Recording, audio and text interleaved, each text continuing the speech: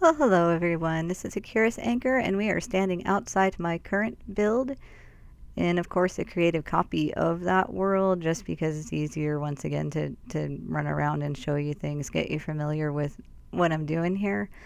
So, when I started this project, what I wanted to do first off was just create an environment which is, safe and something that I can feel comfortable in to run around and build and not have to worry about the sun going up and down and all the things that I liked about being in Stone Mine. I tried to create above ground.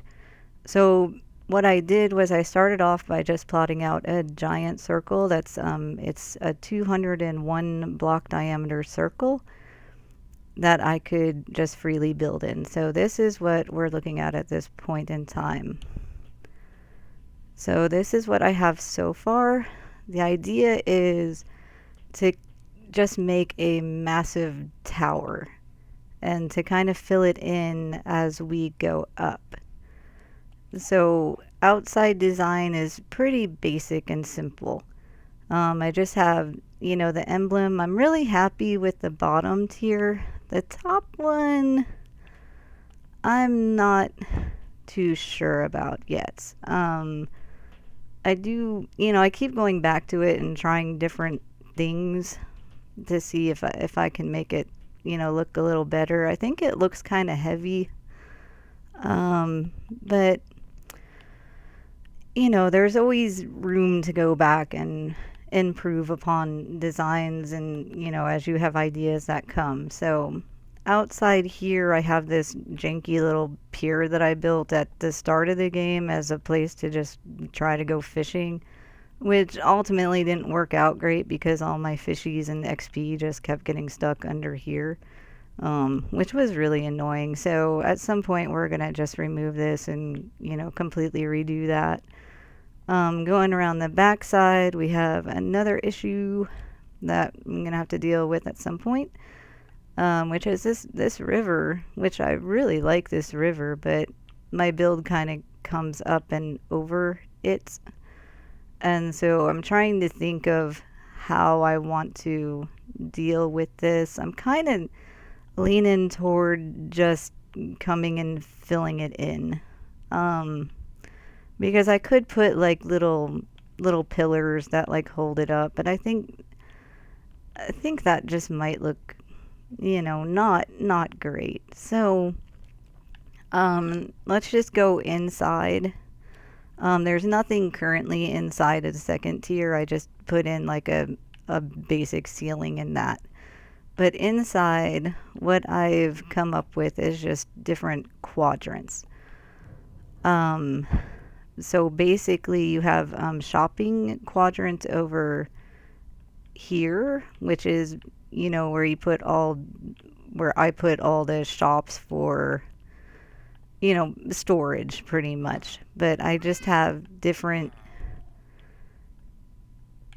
shops in here and the banners on the top displaying what is stored in there. So when I'm running around, if I forget what is in which little shop,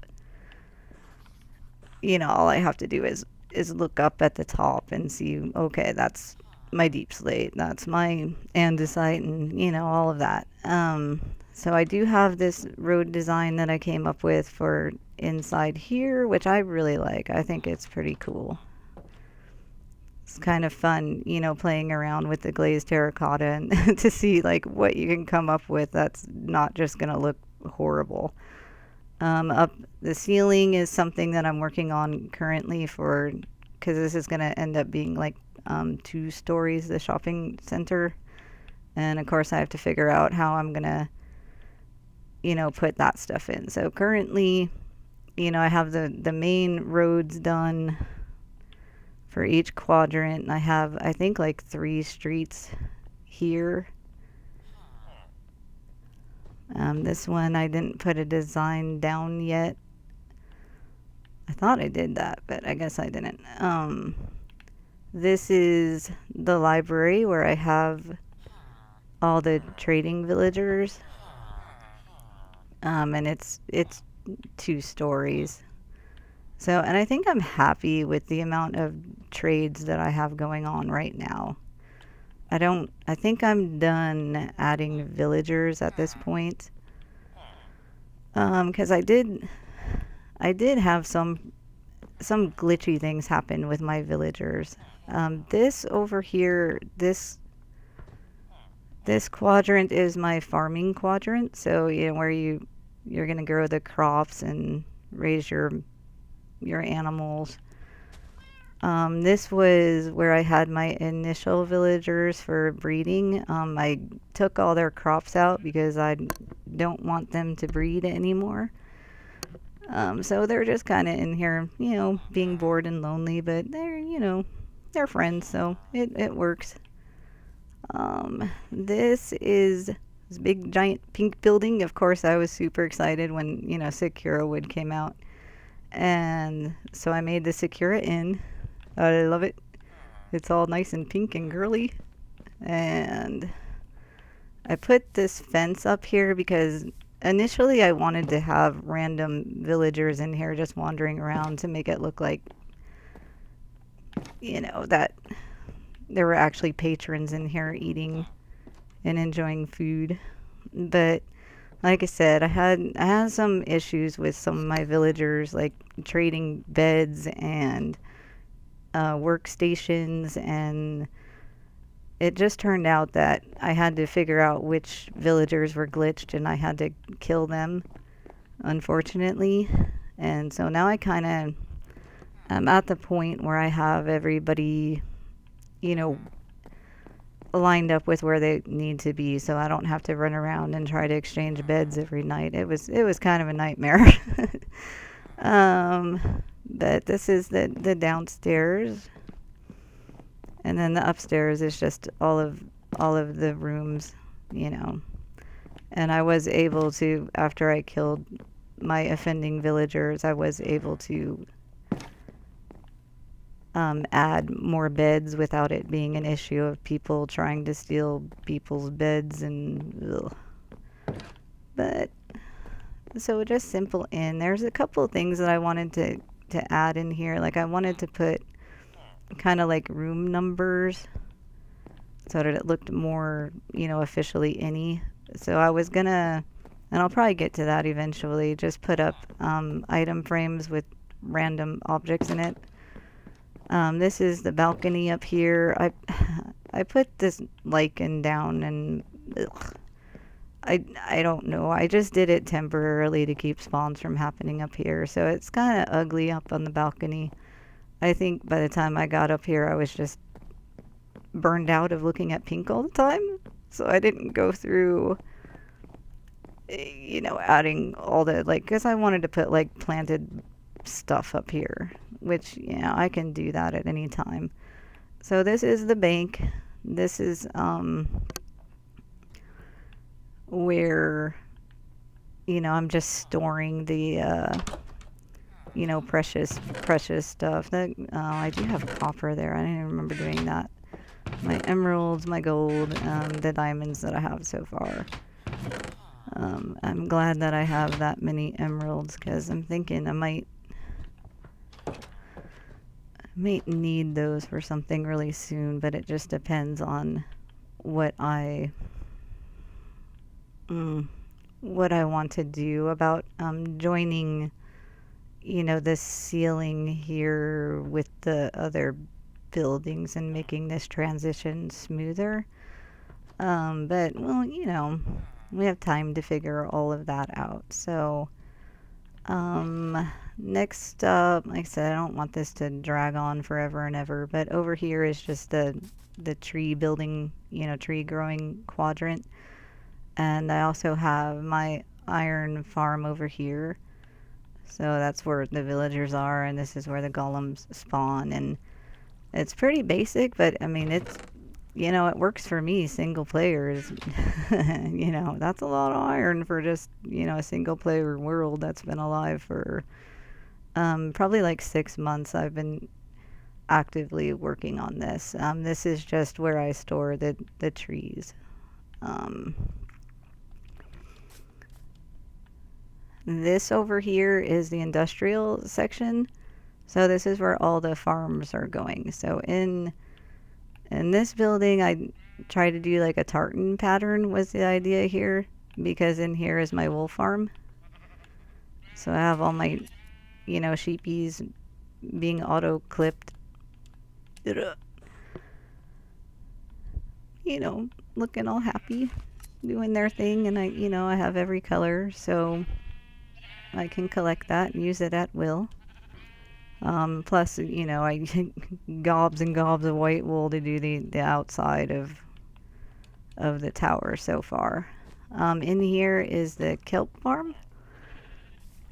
So I have this set up on a hopper clock. I'm kind of obsessed with these right now. It's like the new thing that I just learned how to do, and I love it because you can do your timing stuff without having to have, for instance, for the kelp, I don't have to have a bunch of observers up here just ticking away. It just is on a system, so every like 2 minutes and 7 seconds, the pistons go off and cut whatever kelp has grown. And it looks like it might not be, effective, but really, for a single player, it does well. I just have the kelp coming down and going into the auto furnace to burn it right away, and then of course I have to manually come in and turn it into the kelp blocks. Um, it's kind of an upkeep right now. I'm really looking forward to the auto crafter. Of course, I think everybody is. I cannot wait for that to come out, because I'm hoping that there will be a way to put like an automatic bamboo farm up here to make the sticks for the to burn the sticks to use as the fuel for the furnace, so I don't have to keep coming in and filling up this with sticks. So, but then I have to do a little bit of research on the bamboo, because the bamboo I used to have growing over in my farming section, and after I put the roof on, it kind of stopped growing. So I'm not really sure if they need in bedrock like direct sunlight in order to grow to this height, or if it really they just require a ton of light. But I'll have to look into that and figure that one out.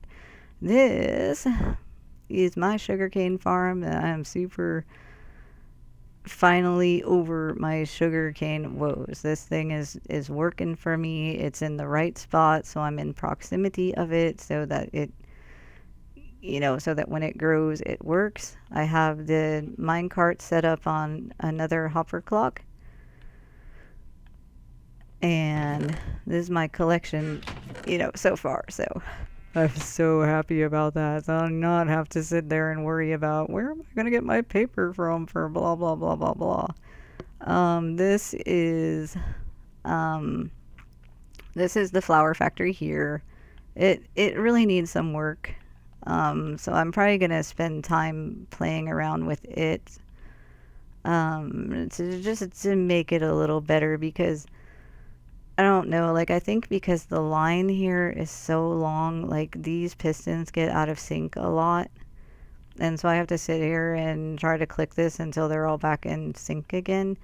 And the water collector, yeah, I'm gonna try to redo the way that this is too, but I'll have to go into creative with that one to try to figure out, how I want what'll work best there, pretty much. Here is I was trying to make a thing to make dripstones, and obviously even though I looked everything up like 8 million times, I'm not getting any dripstone happening. So I'm probably gonna just X out of this and try to collect dripstone naturally. Because I do like clay blocks, and since now you can make clay out of mud, I think that's what I really wanted this to be. But like I said, without the dripstone, you're not gonna be able to make clay. And since this isn't making more dripstone, I'm gonna have to figure out what I actually want to do here and in this space, because I was also considering making an automatic bee farm, and this spot here would probably be like the most optimal spot to put that. And also, I wanted to do another fishing hole like in the center here, so if I am waiting for things to happen, I can be in proximity of all of my machines while I wait for them to work. So I think that's pretty much it for in here. I mean, I do have my fishing spot here for if I'm waiting for, cows to grow up or crops to grow or whatever. This over here was an early an early game um a cow killer thing. So I killed all these cows up here a while ago, but these I guess just spawned in. But the idea behind this is that you manually feed your cows until you have babies, and then you stand up here with your wheat, and the babies run down this little, water trap into this little hole. Um, so it pushes them into here when you hit this piston, and then it collects their stuff. I mean, I had a hopper here for some reason. Like, I was having a lot of lag in this area, and when I took the hopper out, it fixed it. Uh, so I don't know if it was just the hopper causing that problem, because it's kind of weird that having one hopper would create all of that nonsense. But this one, so we're gonna have to like redo something with this. We're gonna have to change it eventually. I'm thinking like a chicken coop, because I got the chickens down here. So I have some ideas, but we'll play around with that and see what we want to do with that. One other thing that I did, and that's out here, was I built this ruined tower out here.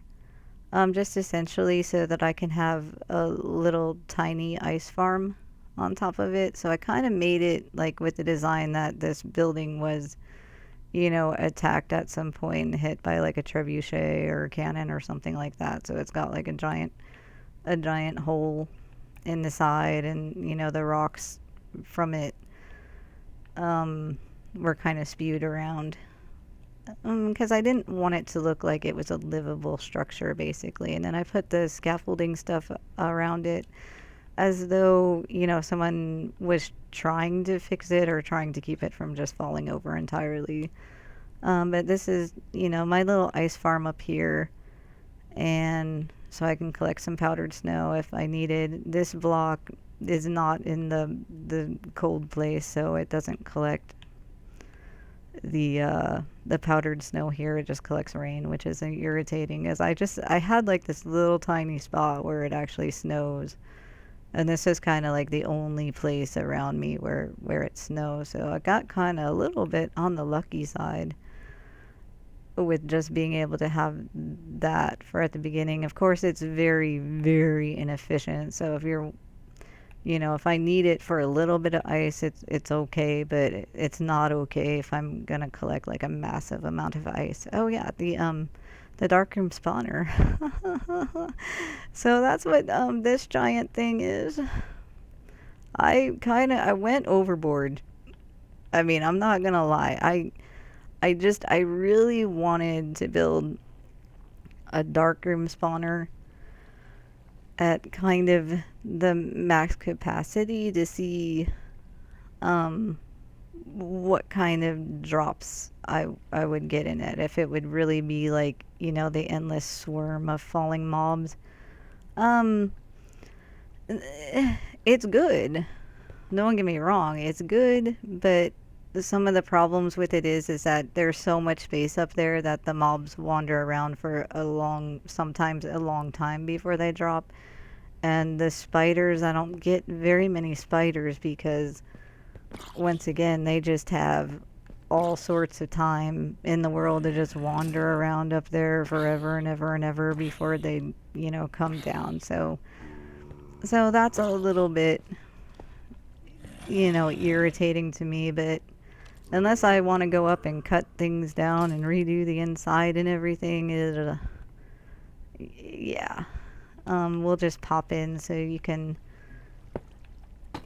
take a look at what's inside. So that's the water, of course it's really dark in here. Sorry about that. And then these are all the platforms. I'm stuck on something. So if you can see, I just did the double wide with the trapdoors on the side, basic darkroom spawner. So that when they spawn, they think it's, they can walk on that and they can't. So that's, pretty much all we got there. And I think that's a good spot to wrap up this tour. So because we're in a world that obviously I had already started working on and we're not starting from scratch. So just so you know, I have been to the Nether. I have not gone to the stronghold. I know where the stronghold is. I have not like gone into it yet. So I haven't killed the dragon. I've never killed a wither in all of my Minecraft playing. I'm a chicken. But so that's where we are, and that's, kind of the state of the world and where we're at. So now we can actually jump in to survival and start doing stuff. So I have to figure out where I want to go from this point. So thanks for joining me for this quick little tour, and we'll catch you in the next episode where we actually do stuff. Hooray!